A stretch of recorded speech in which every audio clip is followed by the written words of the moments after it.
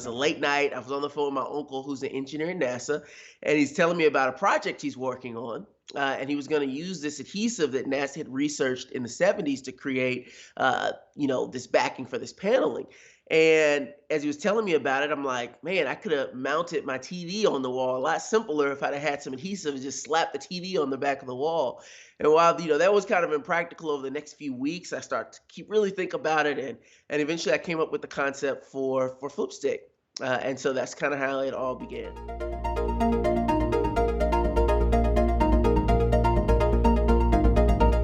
To take you all the way back to the beginning, originally I went off to school to Howard University in Washington, D.C., and I went on a full scholarship after graduating from DeSmit Jesuit High School. And when I got there, all things were going great, but then, my grades started to slip and I ended up losing my scholarship. So I had to come home. And when I came home, I made this commitment to myself that I was going to, make sure that my income would match the average college student by the time my friends from high school were going to graduate. And so I started working, and I ended up working in sales, first for a cellular company, then for a large telecom company, and eventually ended up working for a financial tech company called Square, right here in town. And as I was working with these entrepreneurs, day in and day out, that drive inside of me that always itched to be my own boss and to do my own thing, it kept growing, and eventually it led me to leave my job and to start my own business.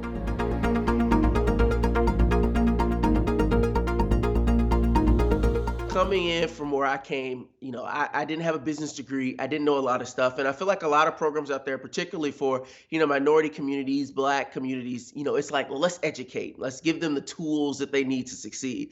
But when it comes to business, the most important tool is money.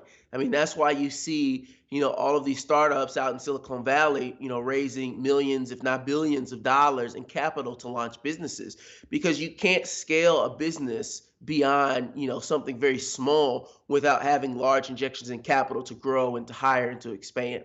So I think if we want to really see more equity happening in, minority communities that typically don't see investment, like, their counterparts in white communities are in the tech space, then, it's fundamental to actually invest dollars into these types of businesses. And it's a little bit more difficult because oftentimes in minority communities, the businesses that we're starting, while they may be scalable, they're not tech oriented.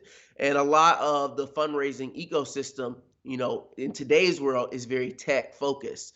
But there's not much there for, someone who has a more traditional business, whether that be retail or a service-based company, but it can scale just as so as a tech company.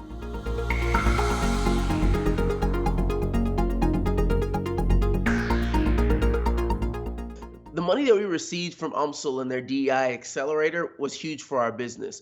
It allowed us to invest in the second version of our product. It allowed us to find local manufacturers so that we can transfer our manufacturing from China to the US.